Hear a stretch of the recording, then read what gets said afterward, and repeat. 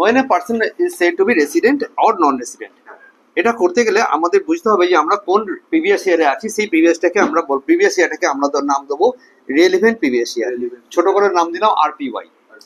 আর এই রেলিভেন্ট ইয়ারের আগের যে প্রিভিয়াস ইয়ার পাবো তাকে বলা হবে প্রিসিডিং প্রিভিয়াস ইয়ার।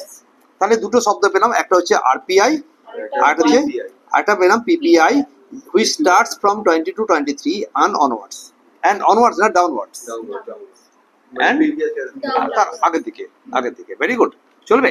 তাহলে আমি এই কনসেপ্টটা ফার্স্টে দাঁড় করে রাখলাম। আমার রেলিভেন্ট অ্যাসেসমেন্ট ইয়ার কোনটা আছে 24-25। তাহলে এই রেসপেক্টে চিন্তা করা গেল পার্সনস কাকে বলা হয় সেটা জানি আমরা সেকশন 2/31 এ। ওই পার্সনস গুলোর মধ্যে কেউ রেসিডেন্ট হবে, কেউ নন রেসিডেন্ট হবে। পাক্কা রেসিডেন্ট কারা হবে? যারা ভারতবর্ষে বেশি দিন আছে, যারা ভারতবর্ষে বেশি দিন থাকে তাকে রেসিডেন্ট বলবে, আর ভারতবর্ষে কম দিন থাকলে নন রেসিডেন্ট বলবে। কোশ্চেন ছিল যে আমি ভারতবর্ষে বেশি দিন আছি না কম দিন আছি, ডিপেন্ড করছে কিসের উপরে? ডিপেন্ড করছে কিছু ডেজ এর উপরে। কেউ বললো ভাই আমি তো অনেক দিন আছি, অনেক দিন কথাটা ইনকাম ট্যাক্স মানবে না। ইনকাম ট্যাক্স বলছে যে তুমি দুটো কন্ডিশন আছে আইদার অর হিসাবে, ইদার অরে দুটো কন্ডিশন আছে সেকশন 6(1) এর আন্ডারে। তাহলে 6(1) এর আন্ডারে দুটো কন্ডিশন, 6(1) এর আন্ডারে দুটো কন্ডিশন থাকবে, 6(1) এর আন্ডারে দুটো কন্ডিশন থাকবে, একটা এ একটা সি, একটা এ একটা সি। তাহলে একটা নাম দিলাম 6(1)A, একটা নাম দিলাম 6(1)C। 6(1)A tells you that rule 182, রুলটা কি বললাম? কবার বলবো আমরা? 5 টাইমস। বলো rule 182, rule 182, rule 182, rule 182, rule 182। এর মানে হচ্ছে he must have stayed in India for 182 days or more in the relevant previous year. Fine. Suppose someone does not stay here for 182 days, তখন second condition government of India নিয়ে এলো। এটা section 6(1)C, সেখানে বলছে rule 60 + 65/4। Rule 60 + 365/4 বল, rule 365/4 চলবে। তাহলে প্রশ্ন ছিল যে 60 মানে হচ্ছে 60 থাকবে ইন দ্য রেলিভেন্ট প্রিভিয়াস ইয়ারে, আর 365 থাকবে 4 পিপিওয়াই তে। 4 পিপিওয়াই আমি একটু আগে বলে দিয়েছি, আর বলবো না। তাহলে আমি মনে কর আমার কাছে প্রিসিডিং প্রিভিয়াস ইয়ার গুলো শুরু হবে, আমার কারেন্ট প্রিভিয়াস ইয়ার ছিল 23-24, তাহলে প্রিভিয়াস ইয়ার শুরু হবে 22-23, 21-22, 20-21, 21-22। এই কুল মিলাকার এ মাসে এতদিন, ও বছরে এতদিন, ওই বছরে এতদিন, এগুলো করে করে ভারতবর্ষের বাইরে যাওয়া আর ভারতবর্ষে আসা বোধ ডেজ ধরা হবে। কি বললাম? পাসপোর্টে যে ডেটটা লেখা থাকবে যে তারিখে বাইরে ভারতবর্ষের বাইরে গেছে, আর যে তারিখে ইন্ডিয়াতে এসছে যে আছে, হ্যাঁ সেই দুটো ডেট ধরে আমি এই দিনটা ইন্ডিয়াতে ভারত থাকতে হবে। তাহলে আমি এই দুটো কন্ডিশন বুঝে গেছি একদম। এই দুটো কন্ডিশন স্যাটিসফাই করলে he can be regarded as resident. তাহলে কে নন রেসিডেন্ট হবে? তো আমার এটা বলা দরকার নেই, রাইট? ওকে। এখন প্রশ্ন ছিল যে এই 60 দিনটা সব সময় কি মানে ইন অল কেসে 60 দিন হবে?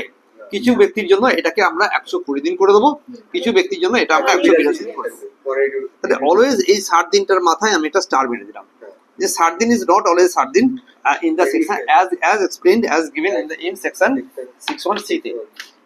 ঠিক আছে, 6(1)C में जो 60 days है it can be replaced by 182 days either or 100, but কখন 120 দিন আর কখন 182 দিন হবে সেটা দেখি, রাইট? তাহলে লোকটার তাহলে 6(1)C এর জন্য আমরা এক্সেপশন রুল বানালাম। এক্সেপশন এটা ঠিক দেখিয়েছিলাম এখানে এগিয়ে, দেখিয়েছিলাম। আচ্ছা চলো 6(1)C। তাহলে 6(1)C তে কি রুল লিখেছিলাম বলো? 60 + 365/4 পাক্কা। এই রুল এই 60 দিনটাকে আমরা ভেঙে দুটো ভাগে করতে পারি depending upon the conditions of the person. First condition is that a person going abroad, ফার্স্টে হচ্ছে যে সে নিশ্চয়ই সিটিজেন হবে or PIO হবে, citizen of India or PIO। Citizen of India মানে হচ্ছে ভারতবর্ষের নাগরিক, যার আধার কার্ড ভারতবর্ষে আছে, চলবে, ভোটার্স কার্ড ভারতবর্ষে আছে। আর পার্সন অফ ইন্ডিয়ান বল PIO, person of Indian origin মানে হচ্ছে এই যে ভারত, ওর নামের পেছনে এমন একটা শব্দ জোড়া আছে বোঝা যাচ্ছে এটা ভারতবর্ষের ছিল কোনোদিন না কোনোদিন। সেই লোকগুলো গোয়িং অ্যাব্রড কি বলেছে?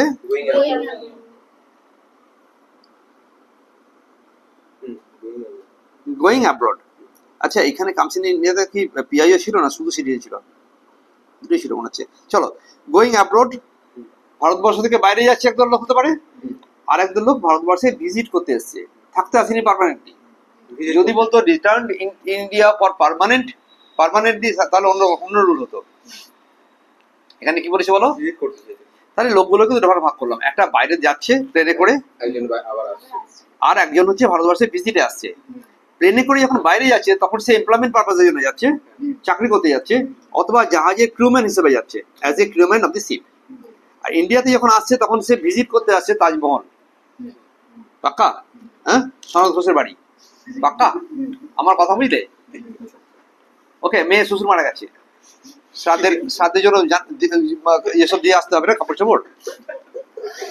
comes to India on a visit purpose. পাক্কা না? এই দেখ আসছে,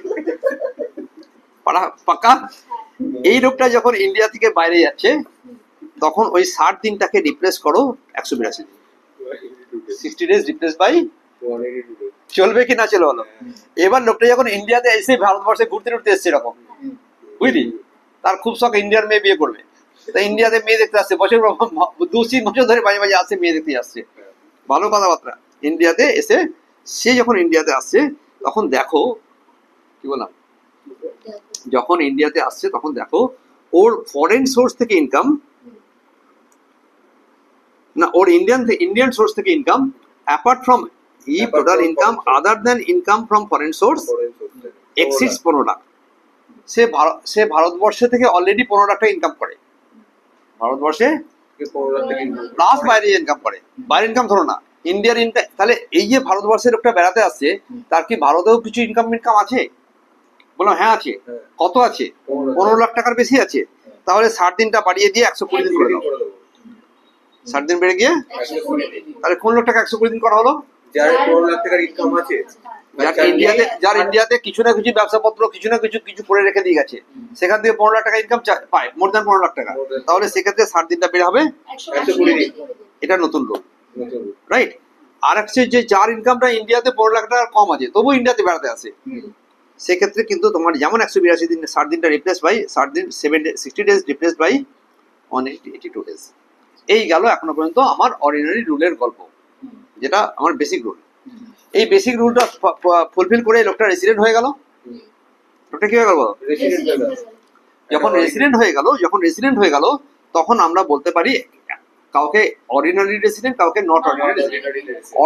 অর্ডিনারি জামা যেমন হয় না, যেটা বেশি দিন ধরে পরা হয়, পাক্কা খুব দামি জামা আলমারিতে পড়ে আছে, বছরে একদিন করে পরা হয়। কোনো একটা বিয়ে বাড়িতে একদিন পরে গেলি আর পড়িস না, রেখে দিয়েছিস। তাহলে ইন্ডিয়াতেও যে রেসিডেন্ট হয়ে গেল, সে যদি ভারতবর্ষে হামেশাই থাকতো তাহলে সে লোকটা অর্ডিনারি হতো। এই হামেশা থাকার জন্য আমার দুটো রুল বেরোলো। একটা রুল হচ্ছে 66A, কি বলা যায়, 66A আর 66B। একটা হচ্ছে 66 এর A, আর একটা কি 66 এর, না ঠিক আছে আছে মনে আছে, 66 এর B, রাইট? ওটা কি ছিল? AB না, এটা 661 আর 662, সরি 661 and 662।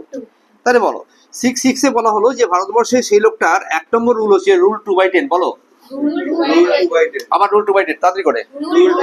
রুল 2/10 এই ছিল রুল 2/10। রুল কি বললাম? রুল 2/10 মানে হচ্ছে he must be resident in India by virtue of section 61, by virtue of section 61 must be resident of India in at least 2 years out of 10 PPY। তাহলে আমি 10 বছর 10টা PPY খোঁজো। আমাদের PPY স্টার্ট হচ্ছে 22-23 থেকে, কারণ কারেন্ট প্রিভিয়াস ইয়ার হচ্ছে 23-24। কারেন্ট প্রিভিয়াস ইয়ার কি আছে বলো? 23-24। তাই আমার 22-23, 21-22 এইভাবে গুনতে গুনতে আমি 10 বছর লিখবো। 10 বছরের মধ্যে আমি দেখবো কোনো 2 বছরে ও রেসিডেন্ট হয়ে গেছে, 3 বছর রেসিডেন্ট হয়ে গেছে, 10 বছরের রেসিডেন্ট হয়ে গেছে হতে পারে। আমার দরকার আছে at least 2 years, at least 2 years out of 10 previous year. তখন লোকটা কি হয়ে যাবে? অর্ডিনারি হয়ে গেল। লোকটা কি হয়ে গেল? পাক্কা। অথবা সে ভারতবর্ষে এতদিন থেকে সে যার পরিমাণ হলো 730/7। কি বললাম? রুল 730/7। মানে এই যে PPY 7টা PPY আছে, এই 7টা PPY এর মধ্যে থেকে আমি গুণ যোগ করে যেন 730 ডেজ পাই। তাহলে লোকটা হয়ে গেল কি অর্ডিনারি তাহলে অর্ডিনারি হতে গেলে তোমাকে 2/10 or 730/7 এই রুল দুটো ফলো করতে হবে। হ্যাঁ। যদি এই দুটো রুলের মধ্যে কোনো একটাও ফলো করেছি, একটা করতে পারিনি অথবা দুটোই করতে পারিনি, তাহলে আমি নট অর্ডিনারি হয়ে যাবো। যদি 10 বছরে একটা জামা শাড়ি বেনারসি শাড়ি বিয়েতে পেয়েছিল, 10 বছরের মধ্যে একদিন পরেছে, তাহলে সেটা নট অর্ডিনারি হয়ে গেল। 10 বছরে 2 দিন পরে ফেলেছে, তাহলে অর্ডিনারি হয়ে গেল। আর বলবি না আর বলবি হ্যাঁ দরকার নেই। ঠিক আছে। তোর কাছে একটা ভালো গয়না ছিল, যে গয়নাটা 7 বছরে 730 দিন পরে ফেলেছিস, তো ওটা অর্ডিনারি গয়না হয়ে গেল। কানে দুল ছিল যেটা স্যার, আর ভুল করবি না তো। চলো কাহানি খতম। এই কন্ডিশন যদি ফুলফিল না করে লোকটা হয়ে যাবে নট অর্ডিনারি। ক্লিয়ার একদম? ওভার।